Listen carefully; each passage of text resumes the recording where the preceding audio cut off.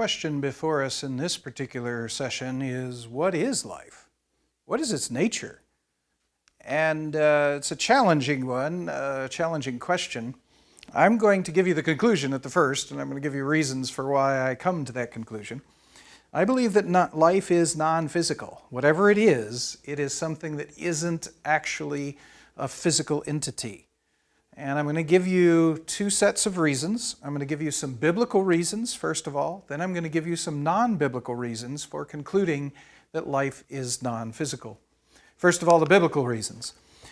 The very most obvious observation is that the Bible specifically refers to God as living, as having life, and the cherubs, or the cherubim, in Hebrew cherubim would be a plural of cherub, rather than put an S in the end of words and put basically an I-M in the end of words to denote their plurality.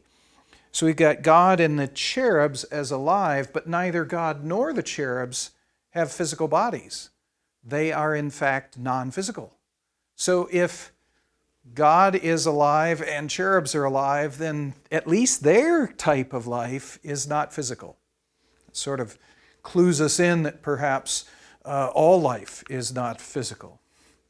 We know also, or we can infer also, that human life is non-physical. When we first see humans described in Genesis chapter 2, when God creates Adam for the first time, he takes dirt and he forms, yatsar, the way a potter would form clay, it's the same Hebrew word. He forms the clay into the form of Adam, and then it says he breathes into his nostrils, Adam's nostrils, the breath of life, and Adam, or Adam, man, Adam means man, Adam, man, became a living soul.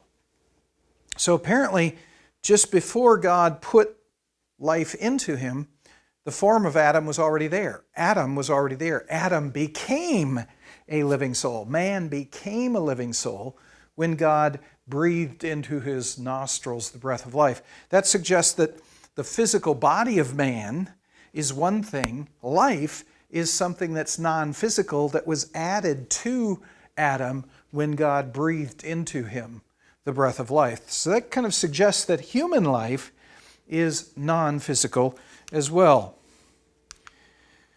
We also see that various times throughout Scripture, when we're referring to a person dying, it will refer to a person in death, the ghost or the spirit or the soul leaving the body.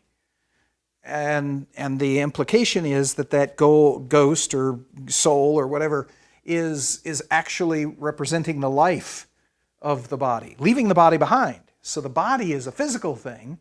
Whatever life is something that comes out of the body, separate from it. Thus, it suggests that life itself is non-physical in those instances. And in fact, in James, it tells us that the body without the spirit is dead. So the body, if you have the whole body, but you don't have the non-physical, the spirit in it, then the body is dead. So that suggests life is non-physical. Life is part of the spirit or whatever for humans. We also have this distinction that's sometimes made between the soul or the ghost or the spirit of a human and the body of a human. In fact, Christ himself says, look, the spirits do not have flesh and bones. When the disciples, seeing him after his resurrection, couldn't believe that he was alive, that he was physically alive. He says, look, spirits don't have flesh and bones. Come and touch me. They don't have a physical existence.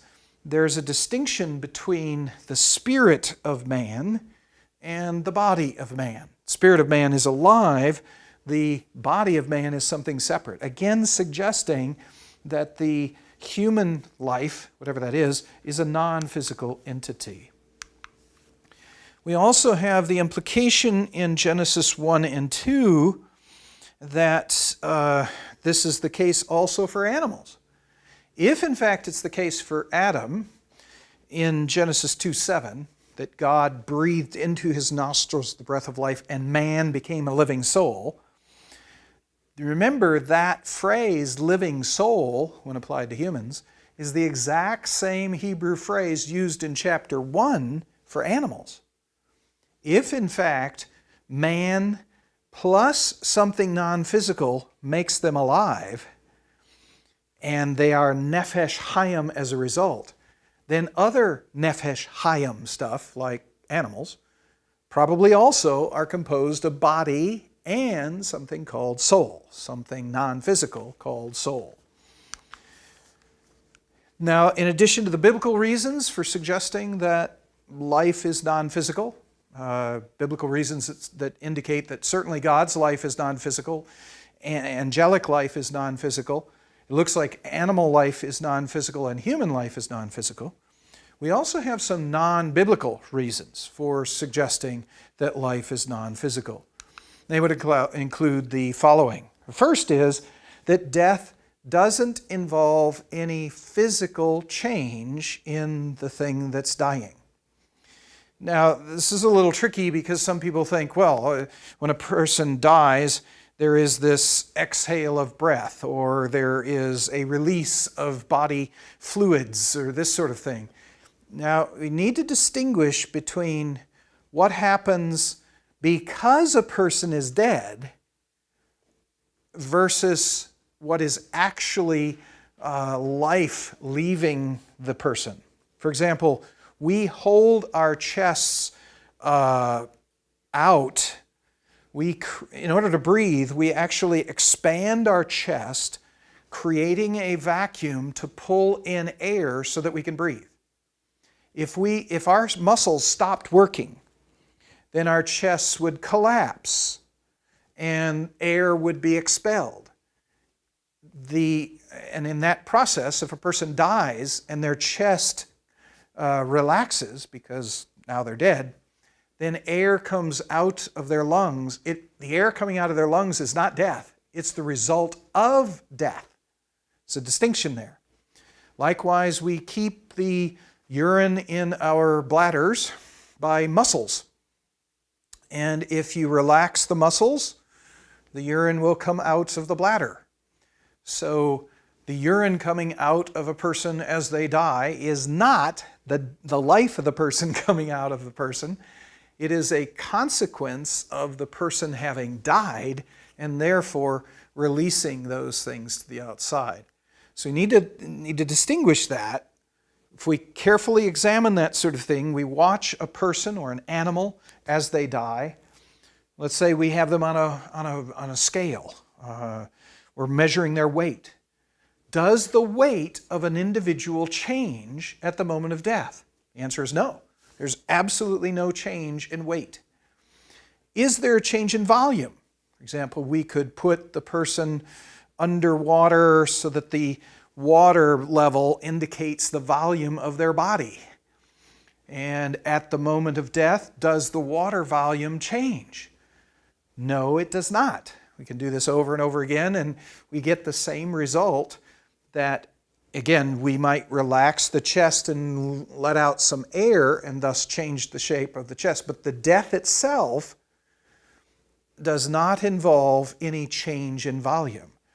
We can measure everything we could possibly measure on an organism, and death itself does not result in any physical change to the entity.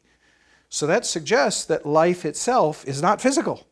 It's not something that weighs anything. It's not something that takes up any volume. It's not something that has a particular smell or anything else. It has no physical characteristics which suggest that it is non-physical. And again, you have to be careful with those things that come as a result of death, but aren't themselves the actual process of death.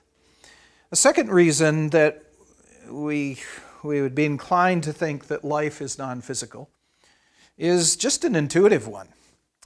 For most people that have pets or have had pets, it's really hard to suggest to those people that life of your animal, of your cat or your dog or your horse or whatever the case may be, that life is just a bunch of chemical reactions. That doesn't seem to be what it is. I know this is not a strong argument, it's an intuitive argument. But intuitively, we have this sense in which there's surely no way you can fully characterize the personality, the characteristics of your pet by just physical things, by just chemical reactions in the body and so on and so forth. It looks like life is something more than just the physical. It suggests that it is non-physical. Another reason that we might conclude that life is not physical is because although biologists studying things that have life are really interested in determining what life is, for centuries they've been trying to figure out what it is. They still don't know what it is. Biologists have never been able to define life. Now here's a group of people who have lots of ability, lots of machinery at their disposal, lots of capability to identify life if it's physical. They have even an interest in knowing what life is. But over centuries of time, they've never been able to identify it, to define it. It's kind of interesting if you pick up most biology books. Almost every biology book, the first chapter or so, like this one, is going to address the question, what is life? And if you look in those chapters and look carefully at what they say, not a single one of them defines life. They start the thing, what is life, but they don't actually define it. They say, well, we don't really know what it is, but here's what it does. And they list characteristics of life, things living things do. But no one has ever been able to identify life, to define it, to characterize it. Now, that could be because it's physical, but really, kind of clever or something. It's avoiding our detection. Or, much more naturally, we'd conclude that you can't define it in physical terms because it's not physical, because life is, in fact, non-physical. We conclude from this that for both biblical and non-biblical reasons, life simply is not physical. This means that when we go to this classification of life we've already referred to, different types of life, we know at the very least that God's life and angelic life is not physical.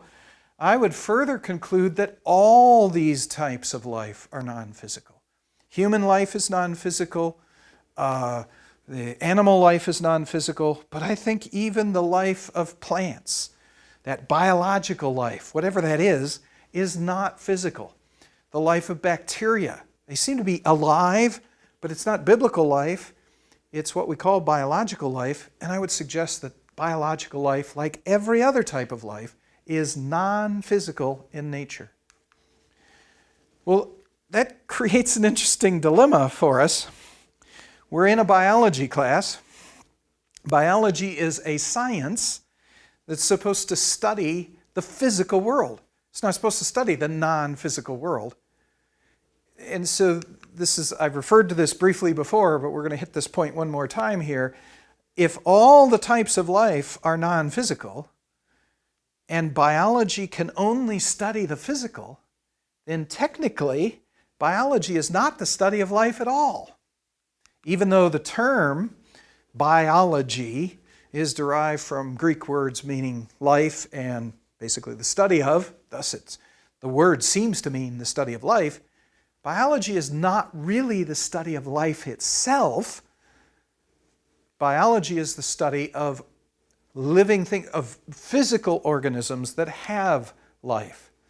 So it's kind of ironic that if in fact life is non-physical, then science can't study life at all. It's incapable of studying it. It's not got the facilities, it's not got the equipment. It's the reason it hasn't been successful at defining it, because it's trying to study something that isn't physical. In fact, biology can't study life either. So biology is not the study of life. As I've said before, to emphasize this again, biology doesn't study life. Biology studies organisms, physical beings that possess life or once possessed life, not the study of life itself.